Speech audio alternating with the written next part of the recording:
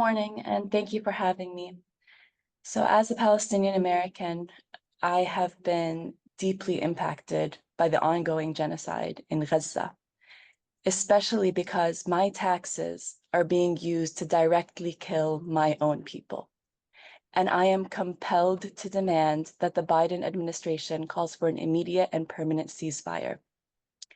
My history in organizing with the Harrisburg Palestine Coalition has made it abundantly clear that now is the moment, and Pennsylvania is the place to apply the most pressure to Biden using the power of our votes. We must work to change the system, and we do that with our votes.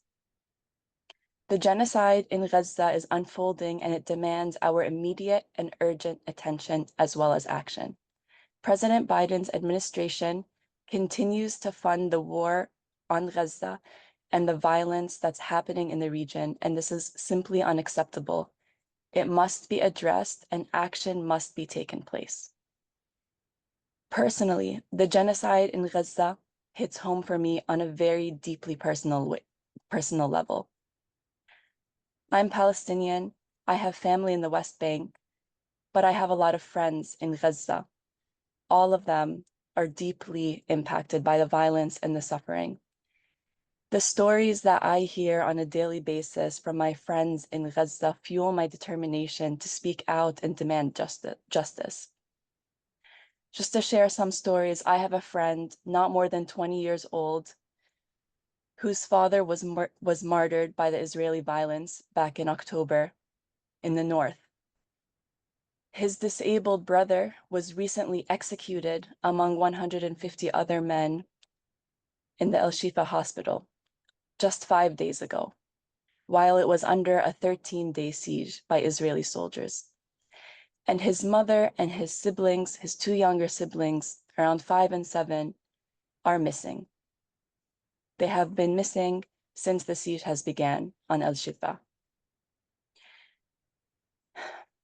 I have another friend who is a respected coder in a video game that I work with on Palestine, who is now orphaned and must take care of her younger sister who is also disabled and navigate this world of loss and tremendous suffering and tragedy without any parental guidance.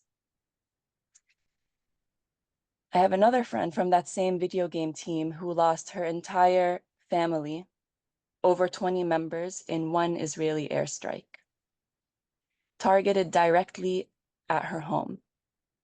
My heart breaks, my soul crushes at every story I hear and every image I see, every brutal truth exposed that I bear witness to and cannot turn away from.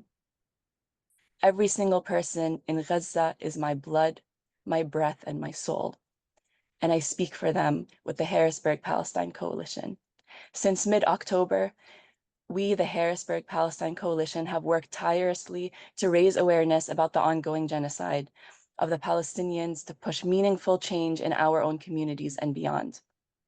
We have created campaigns that center Palestine in every aspect of our city and our communities, from vigils to rallies to protests to teach-ins to getting Palestine, to working on a curriculum on Palestine with other groups and getting that implemented into the school districts, so that this is a long-term change and something that we break stereotypes and we expose the truth and we get community members to understand the situation in the long run. And we are working to get our community members politically involved. And one way in which we're doing that is working with the Uncommitted campaign. We're also working to get the $135 million of PA state taxes that fund Israeli weapons to be divested. We are working to pressure our PA Treasury, Stacey Garrity, to divest the $56 million in Israeli bonds. And I think right now, one of the most important things that we're doing is the Uncommitted campaign, because our liberation must be collective. Our struggles are intertwined with the struggles of everyone else in the community and other organizations. And so we have been working with others to get a ceasefire resolution passed. We're working with all these other coalitions in the Uncommitted campaign and creating this coalition of activists to really come together and make change towards Gaza. So the primary on April 23rd is really important because we are rejecting a presidential candidate who will not call for a permanent ceasefire. We reject a president candidate who ignores the pleas for peace from their constituents. We reject a presidential candidate who prioritizes the funding of war machines to rain death on Gaza. We prioritize the funding of our schools, our children, and our communities here in the USA, and we urge and we demand that our representatives and our president does the same. So we have an opportunity with this Uncommitted campaign. We have an opportunity at this moment to do something unprecedented, to remind the president that our collective voting power has the weight to decide electoral elections and the down ballot as well. And we reserve the right to withhold votes from candidates who do not act in the best interest of our communities, who do not heed our collective calls for a ceasefire from Dearborn, Michigan, from Scranton, PA, Michigan, Illinois, Wisconsin, and many more states that have our leaders in the building of the Uncommitted movement, with hundreds of thousands of protest votes cast across the country. We are here in PA given the opportunity to send this clear message to President Biden that we reject the administration's funding of war and genocide, and we demand a dramatic shift in US policies. President Biden must stop this genocide. It is imperative for his administration to listen to the voices of the people and take immediate action to stop the genocide in Gaza. He can pick up the phone right now, today, and this war on civilian population in Gaza will end. And that is exactly what the majority of Americans have been demanding since October, with 2/3 of voters demanding this. That's 77% of Democrats, 69% of independent voters, and even 56% of Republican voters calling for a permanent and immediate ceasefire in Gaza. We have a responsibility to hold our president to account.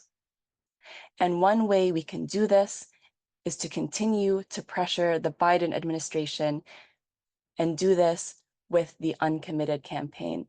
So please register as a Democrat. Write in Uncommitted. Write in Uncommitted because this is why we are claiming all write-in. The write-in votes for Uncommitted won't be reported as a single line on election results. And so this is why we are claiming all write-in votes for the Uncommitted vote in the April 23rd primary election. If you resonate with these calls and you demand an immediate and permanent ceasefire, register by April 8th as a Democrat to participate in the April 23rd primary and cast your write-in vote as Uncommitted. Thank you.